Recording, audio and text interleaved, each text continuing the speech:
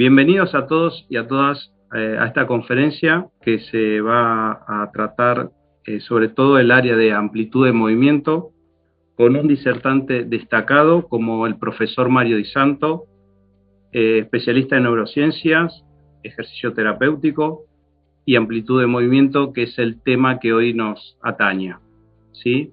Para mí es un honor, Mario, volver a tenerte aquí. Buenas, ¿cómo andás?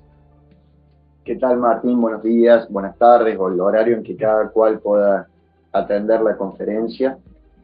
Muy contento por tu confianza, muchas gracias, muy agradecido por la confianza para disertar este tema, en el cual, si bien hace 33 años que este tema sigue siendo caro al afecto, es decir, a lo largo de la vida profesional nos entusiasmamos, claro, con distintos temas, pero hay algunos que no los podemos abandonar nunca. Y el de amplitud de movimiento y flexibilidad, que ya hago la distinción, desde el año 86 aproximadamente, que no lo puedo dejar de seguir. ¿Por qué digo año 86? Porque fue el momento de una decisión. La decisión en relación a lo que observaba de los grandes temas relativos a las ciencias del movimiento y el entrenamiento. Todos mis compañeros entendían que lo que había que saber eran tales o cuales temas, ¿no? Fuerza, resistencia, periodización, áreas funcionales, bueno, recuerdas esas épocas. Y aparentemente había propiedades motoras menores, claro, no importantes. Y bueno, la decisión en ese momento fue tomar por el lado de lo que la mayoría consideraba lo menos relevante. No porque yo lo considerara menos relevante, sino porque había observado, desde la experiencia como deportista, que era una propiedad motora que costaba mucho mejorar y que volvía muy rápidamente a los niveles iniciales cuando la dejábamos de practicar. Ya desde chico me preguntaba por qué costaba tanto. Claro, ¿por qué era tan fácil evolucionar o menos difícil evolucionar en algunas capacidades y esta tenía tanta limitación por motivos que en ese momento desconocíamos?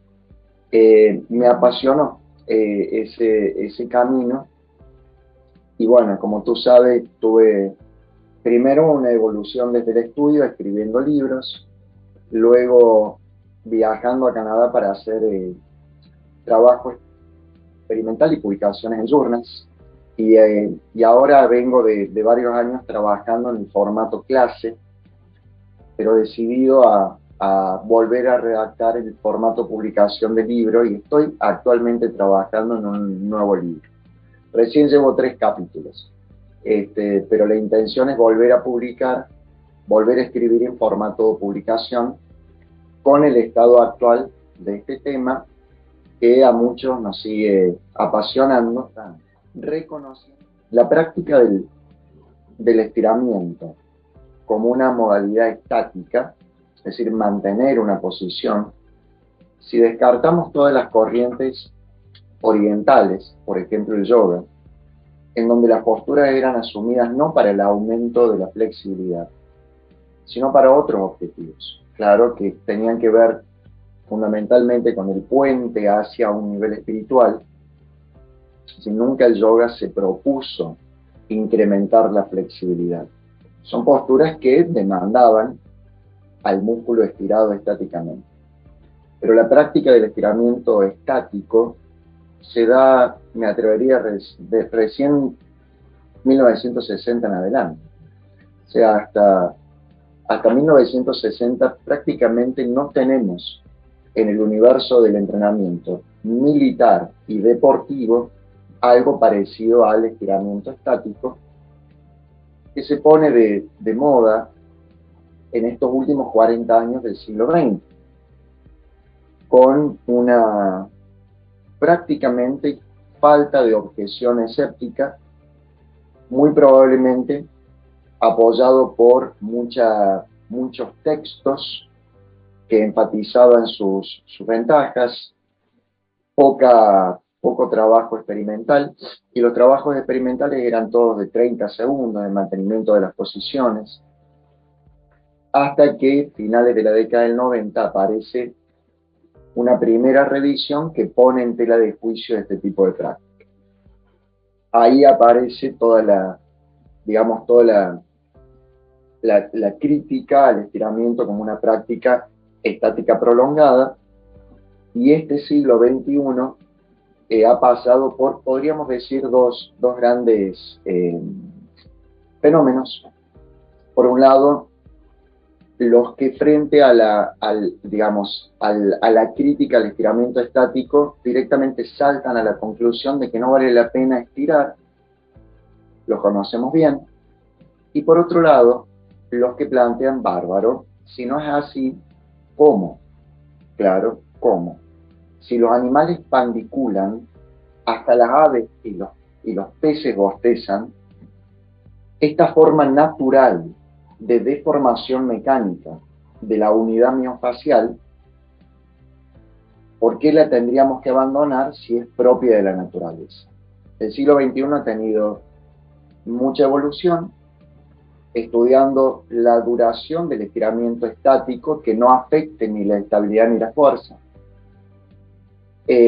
las propiedades del estiramiento dinámico, que tanto se utilizó hasta la década del 60, y ahora estamos en un momento muy interesante que tiene que ver con esto de no disociar el estirar con voluntariamente activar ese músculo, y aún también su antagonista, lo que llamamos estirar contrayendo. ¿Qué es lo que los animales hacen cuando pandiculan? La pandiculación es un modo de estirar contrayendo.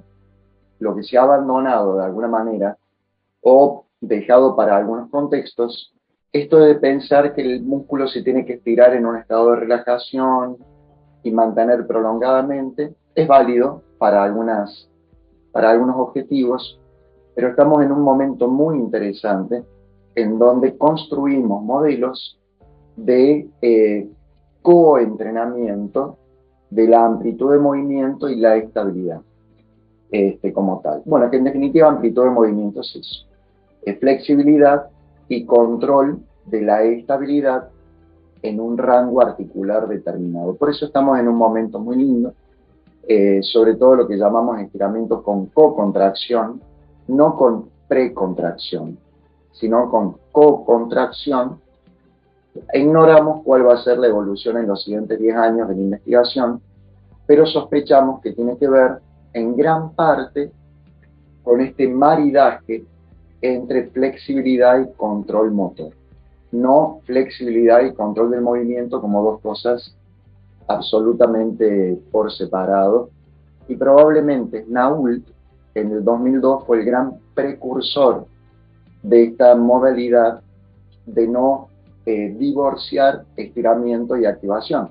Él creó en su momento los estiramientos en tensión activa, que es estirar y contraer en simultaneidad, que ahora de alguna manera tanto rédito estamos obteniendo a partir de él.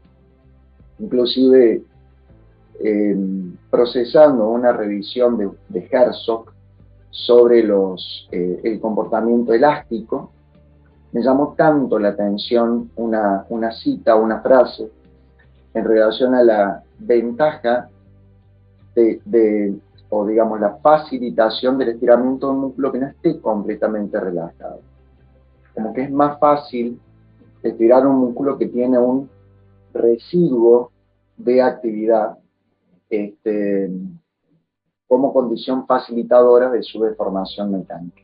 Entonces es una situación interesante en donde surgen, podríamos decir, nuevos modelos con cambios y resultados superiores a los anteriores, y en eso básicamente estamos. De la misma manera, la intensidad y la duración de los estiramientos está siendo estudiada a la luz de su impacto en otros sistemas funcionales, ya que cuando estiramos no solamente deformamos la unidad miofacial, deformamos vasos sanguíneos, tejidos linfáticos, tejido neural, epineuros, claro. Por ahí nosotros creemos que al hacer esto lo único que se estira es el músculo y nada más, pero en realidad sometemos a la deformación mecánica a numerosas estructuras con su impacto funcional.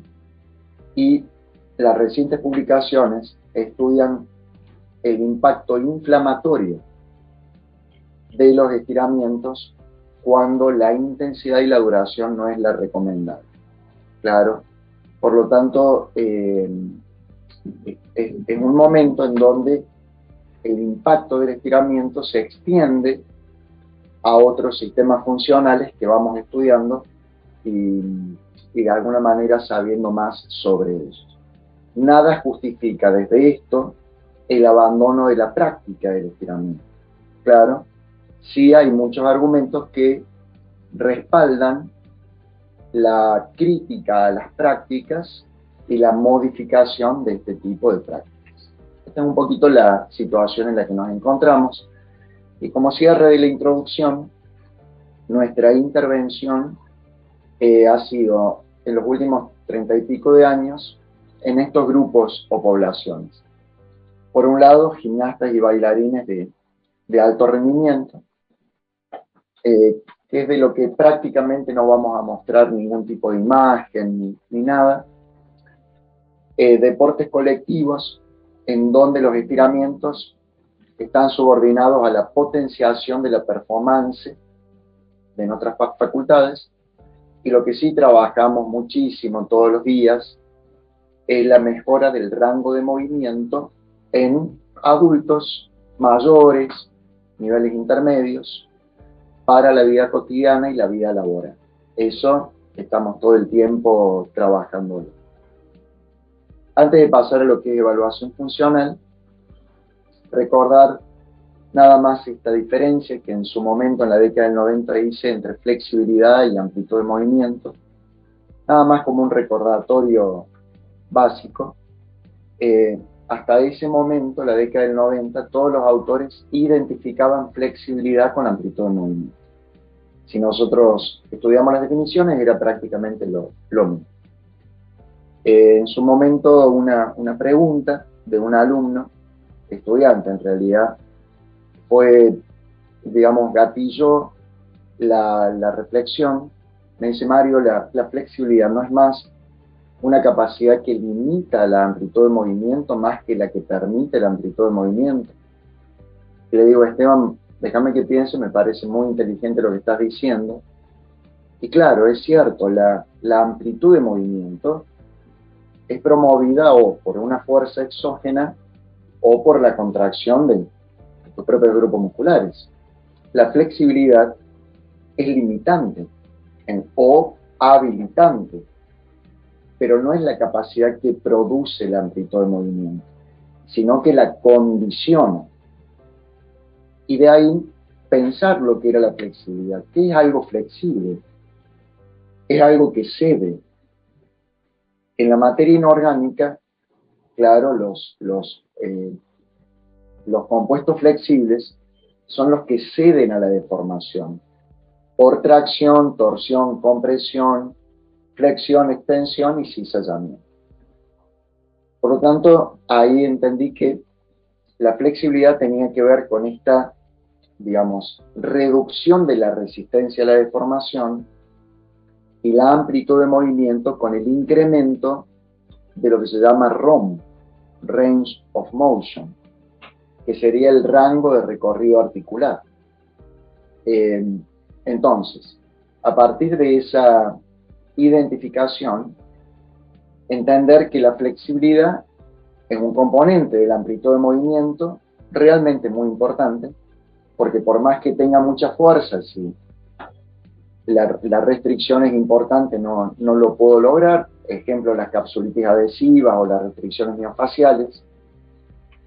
Y que la amplitud de movimiento suponía la integración entre esa deformabilidad, la fuerza, la estabilidad, el equilibrio y otras propiedades motoras integradas. Y que se quería lograr amplitud de movimiento en la población, para que el señor pudiera peinarse, la señora secarse, ponerse, sacarse la ropa, el deportista levantar la pierna, no alcanzaba solamente con mejorar la flexibilidad, sino que había que integrar otras propiedades motoras a este constructo metodológico. El concepto de estirar contrayendo, de alguna manera, facilita y acelera ese logro. Claro, lo cual no implica abandonar la posibilidad de estirar un músculo relajado, pero no como herramienta única y exclusiva. Hecha esta pequeña introducción, vamos a pasar ya directamente al temario, que tiene que ver con evaluación de la flexibilidad y la amplitud de movimiento. Vamos a mostrar los principales test, claro, los principales recursos, y vamos a hablar un poquito de los niveles mínimos para la vida cotidiana y deportiva respecto a esas valoraciones, lo óptimo que se recomienda. Adelanto un poquito, 2018, esto lo digo como una introducción muy rápida, con Carlos Cócaro Pinazo, que es el fisioterapeuta jefe del grupo Pachuca de México, nos tomamos la molestia durante 3 años de estudiar el stock de test funcionales disponibles hasta el momento, porque entendíamos que cada deporte acredita trabajar en la selección de los test ideales, los rangos de movimiento en las distintas actividades laborales y deportivas, como así también los mecanismos de lesión difieren en las distintas situaciones. Por eso pusimos el acento crítico en que un solo protocolo de evaluación funcional pudiera servir para situaciones tan disímiles como las propias de cada deporte. Perfecto. Y muy rápidamente las podemos dividir en 3 grandes grupos, a los test y pruebas de amplitud de movimiento. Las más conocidas, que se llaman goniométricas, claro, en donde medimos los ángulos en el recorrido articular expresado en guarismos que se llaman grados, claro. En ese sentido, hay básicamente goniómetro manual, claro, el electrogoniómetro y la posibilidad de medir ángulos en configuraciones estáticas de fotografías.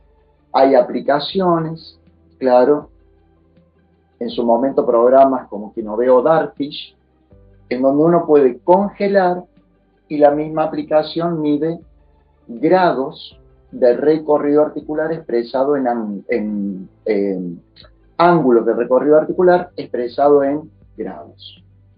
Esa es una primer posibilidad.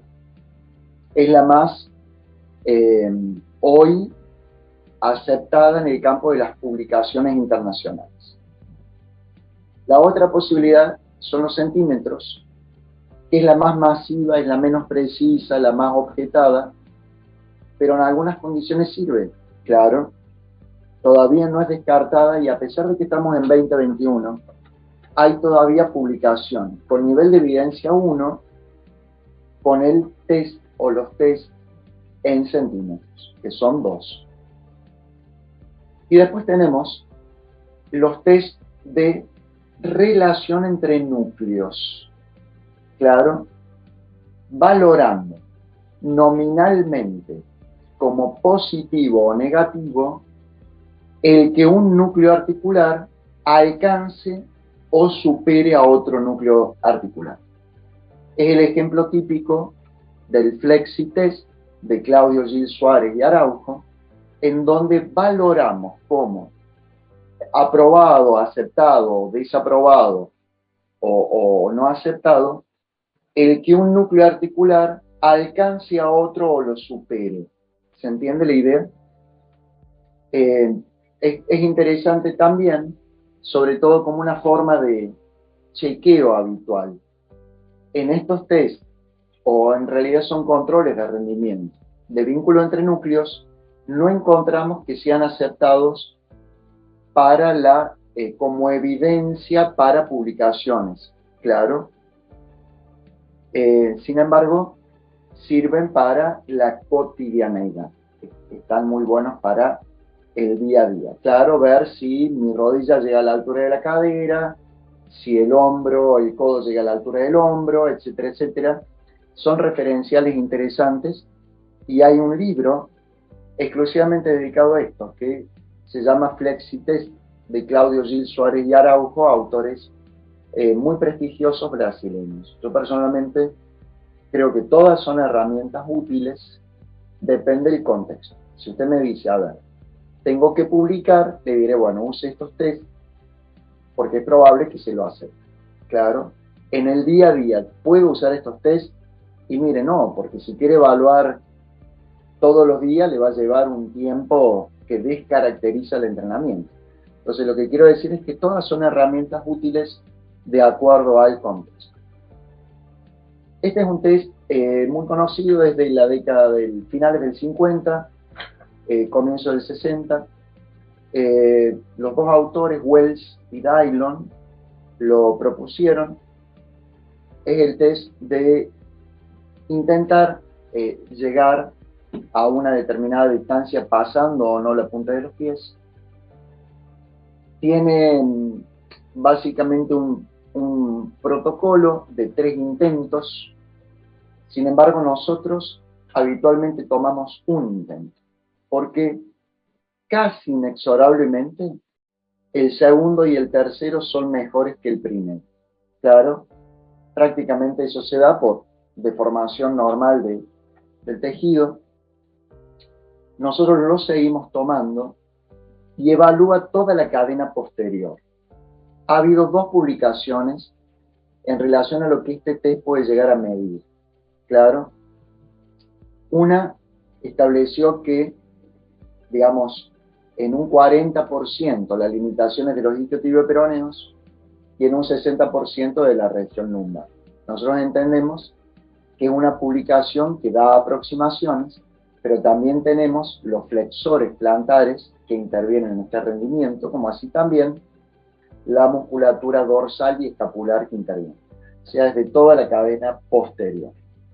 Tenemos una forma de ser tomado que es una mano arriba de la otra, pero también lo podemos tomar con las manos separadas para ver si hay diferencia entre una y otra. La percepción o la identificación de la diferencia nos puede remitir a una asimetría en algún grupo muscular que aún desconocemos porque mide toda la cadena posterior, y también puede ser indicio que inicie la sospecha sobre una eventual escoliosis.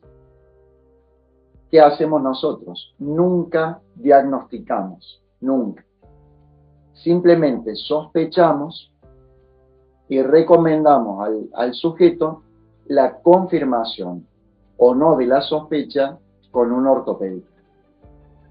La pregunta es, ¿qué nivel mínimo pedimos? Somos un poquito ambiciosos, Martín. Nosotros entendemos que el nivel mínimo que un no deportista tendría que tener, claro, ejemplo, llámese un adulto mayor, debería superar tranquilamente el nivel 0, es decir, tener valor positivo, aproximadamente entre 5 y 10 centímetros. Un deportista como fútbol, rugby, balonmano, baloncesto, debería tener, entendemos, un nivel que supere los 10 centímetros a los 15 centímetros. En el caso de gimnastas y baile, están todos arriba de los 20 centímetros. Ahora, ¿por qué creemos que tendría que haber un nivel mínimo? Claro, para la funcionalidad cotidiana, probablemente. A ver, ese nivel mínimo va a ayudar a que el adulto mayor se ponga y se saque los calcetines solo, pueda secarse después de un baño solo. Pero aparte hay una razón más allá de lo funcional que tiene que ver con que cuando, la deformabilidad de una estructura es limitada, es muy probable que promueva la exagerada deformación de otra estructura. Por lo tanto, entendemos que los niveles mínimos ayudan a evitar un estrés mecánico excesivo en otras zonas anatómicas. Claro, ejemplo, Martín. Si mis aductores, como ya vamos a ver en otros tests, son rígidos, es muy probable que el ligamento lateral interno de la rodilla esté sometido a un estrés mecánico muy grande, o la síntesis del pubis. Por lo tanto, entendemos que los niveles mínimos ayudan no solamente a los gestos, sino también a la protección de una sobrecarga mecánica en otros tejidos posteriores. Ahora bien, en el test de isquios, isquiotibio-peroneos, acá pusimos isquiotibiales atados a un poco a la vieja nomenclatura, pero sabemos que son isquiotibio-peroneos. Tenemos básicamente 4 formas de ser realizado. 4 formas. 2 que no tienen que ver con la fijación de la pierna que no medimos. Y 2 con la fijación. De la misma manera, lo podemos hacer asistido hasta el punto de disconfort, claro, o lo podemos hacer no asistido por propia fuerza. Nosotros recomendamos que siempre haya fijación y evitar, claro, la descolocación pélvica. ¿Qué sería la descolocación pélvica? La rotación de la pelvis alrededor de su eje longitudinal. Y lo podemos hacer tanto asistido como no asistido. En Canadá diseñamos este goniómetro digital, muy interesante, que fue una idea con otro colega argentino, e inmediatamente ellos lo materializaron como un aparato que ha servido para muchísimas publicaciones. El goniómetro permite, por software, identificar la cantidad de grados. Usted puede generar acciones asistidas, no asistidas estáticas, no asistidas dinámicas y balísticas. No solamente mide el recorrido articular en grados, sino también la velocidad angular. La velocidad angular. El asta móvil del goniómetro se ajusta a la altura trochanteria de cada cual. Para evaluar ejercicios o movimientos en el plano sagital, en el plano frontal, para hombros, se ha utilizado en una gran cantidad de investigaciones, y también es un dispositivo que se ha vendido a otras universidades para la producción de sus experimentos. Claro, fue una idea original nuestra, de 2 argentinos allá, pero que ellos tomaron en serio y la tradujeron en un dispositivo para la investigación. Decíamos, acá tenemos la no asistida sagital supina, claro, sin sujeción, la no asistida sagital de pie, sin sujeción, por supuesto, claro, que todo esto podemos evaluar con goniómetro o con aplicaciones. Creo que acá se dan cuenta con 3 bailarinas qué especialidad tiene cada una. Claro, ella es una bailarina de especialidades tropicales y demás, y ellas son bailarinas clásicas. El test de Thomas es uno de los test más populares, podríamos decir, y de mayor empleo. ¿Qué evalúa el test de Thomas? Evalúa la flexibilidad de los flexores de cadera, de los extensores de rodilla y fundamentalmente lo que llamamos bandeleta iliotibial, claro, o tensor de la fascia lata. En rigor, el valor mayor que le damos al test de Thomas es para el tensor de la fascia lata. Porque la hiperactividad del tensor de la fascia lata desvía a la rótula y acelera los procesos patológicos de fricción femoropatelar. Por eso chequeamos muy celosamente la restricción de la fascia lata, porque es uno de los que más altera, es una de las que más altera la funcionalidad de la rodilla. El test de Thomas negativo el test de Thomas es nominal, o sea, aprobado o desaprobado. ¿Se entiende la idea? Podemos perfectamente medir grados, si lo queremos hacer con goniómetro. Acá tenemos un desaprobado, claro, pero acá tenemos quizá el valor más importante. El desvío del eje por hiperactividad de la banda iliotibial. Eso lleva inmediatamente a medidas de, digamos, reducción del tono miofacial de la banda iliotibial para evitar una mala kinesia de la rótula respecto a los cóndilos femorales que culmina con la fricción femoropatelar. Por eso es un test, se lo hacemos a todo el mundo, Martín, todo el tiempo. Acá lo estamos aplicando con jugadores. Por ejemplo, en este caso, este jugador tiene negativo en cuádriceps. ¿Se entiende la idea? A pesar de que psoas esté bien y la banda iliotibial esté bien. Sí, Mario, lo interesante es que con este test te da varias información de varios grupos musculares, ¿no? Eso Claro. es lo interesante. No tenés que ir analíticamente al tensor de la fascia lata, al recto anterior, ¿no? Te da una información en un solo test, digamos, te hace ver cómo está todo. Exactamente. Es bárbaro, podríamos decir, es como el de Wells en la cadena posterior, en la cadena anterior. Lo usamos mucho, Martín, este test, muchísimo. Acá tenemos material complementario.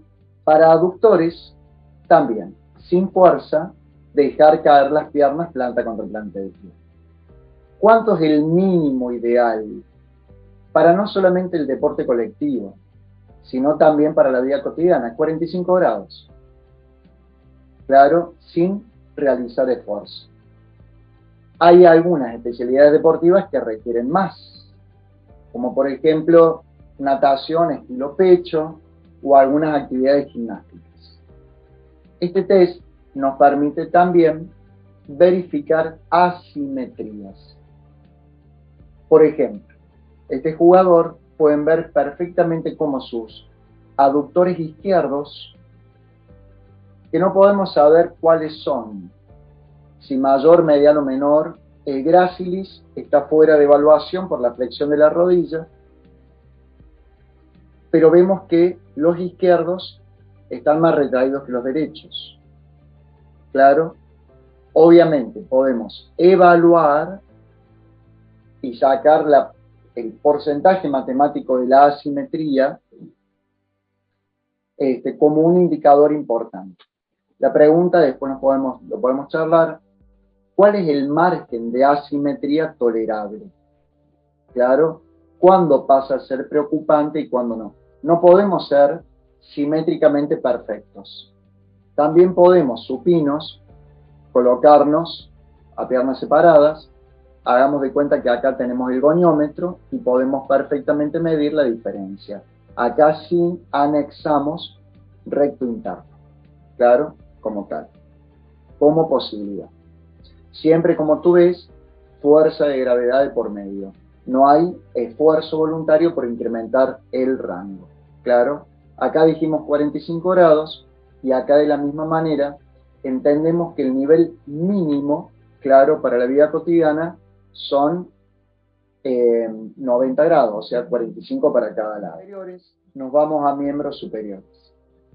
Este es un test archiconocido, está en el FMS. para rotadores del hombro, claro, como tal. Acá no hay un criterio numérico como el que tenemos, como el que podemos medir, y no hay un estándar en números. Claro, no hay un estándar en números. Acá la propuesta es que la distancia entre los puños sea la distancia de un puño.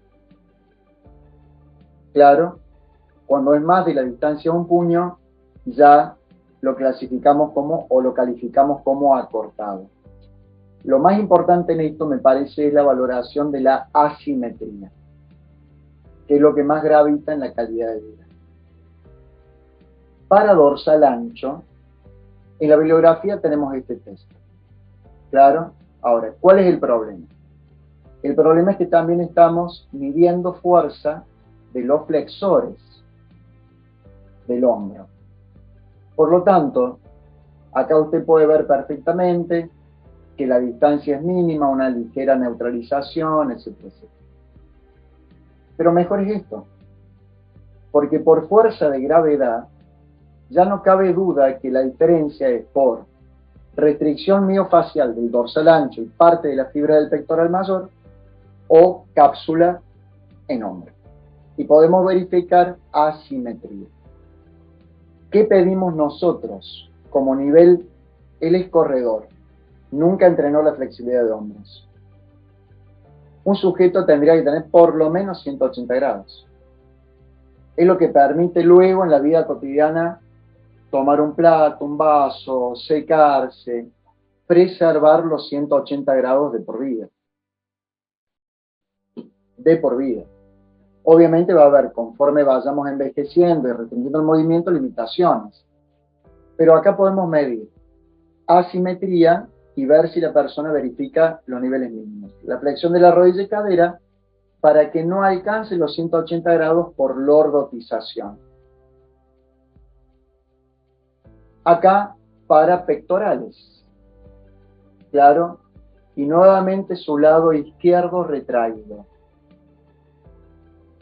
Es una prueba sumamente sencilla. Por ahí, antes que pongas el vídeo, Mario, no sé si me escuchas, sí, no me escuchas, ¿no? Un poco el planteamiento, las preguntas o a lo que yo me dirijo siempre es hacer la mínima cantidad de evaluaciones posibles, que sean prácticas y que nos den la mayor cantidad de datos y que podamos inmediatamente implementar. Esa es la idea. A mí, lo otro estoy de acuerdo con vos. Paper, no paper, que sea qué grado de validez, que me den información los test y que yo pueda aplicar y retestear fácilmente, porque si no, lo tecnológico y lo complejo es para otro ámbito, que no es el nuestro, o por lo menos el de la mayoría de la gente que te está escuchando y lo que nosotros intentamos proyectar, ¿no? Que sea para el día a día, tener problemas, poder resolverlos y sacarlos adelante, ¿no? Es un poco, pensamos de esa manera. Entonces tenemos en ese sentido, y coincidiendo contigo, dos extremos de un continuo. A ver, el creer que hay un número digamos, que hay un núcleo estándar de pruebas que sirven para todos los casos, ya sabemos que hay una tradición en eso, o aplicar con un sujeto todas las pruebas. Son dos extremos. La clave está en, de acuerdo al deportista, deporte, situación del sujeto no deportista, elegir un número restringido de evaluaciones que sean estrictamente útiles para resolver el problema. Nosotros nunca tomamos todas las pruebas a todos, nunca. De acuerdo al caso, elijo 3, 4, 5 que sé de antemano que me van a aportar la información que necesito para su problema. Si la persona viene con problemas de rodilla, el test de Thomas se lo tomo siempre. Lo mismo con problemas de cadera, por dar un ejemplo. Hay 3 tests que tomo siempre, Martín. Para extensores de cadera, isquiotibial-peroneos, test de Thomas y los rotadores externos de cadera. Eso lo tomo siempre. Después, de acuerdo al caso, el test de solio, etcétera, etcétera. En el caso del test de solio y Aquiles, ahí sí trabajamos para lograr el 100% de simetría. Son tan drásticas las consecuencias de la asimetría en flexores plantares que ahí sí aspiramos a un 100%. Claro, porque es nuestra base de sustentación, de ahí para arriba se encadena todo, ¿no? O sea, sería tan sencillo como es. Claro, exactamente, ahí sí trabajamos para lograr ese 100%. Bueno, Mario, muchas gracias por tu intervención, como siempre. Te vamos a aplazar seguramente a hacer más cosas, a que nos des más conocimiento, ¿sí? Y bueno, te dejamos ya libre para que descanses, ¿sí? Bueno, un saludo. Cuídate y nos mantenemos al habla. Gracias, Martín. Un abrazo. Hasta luego.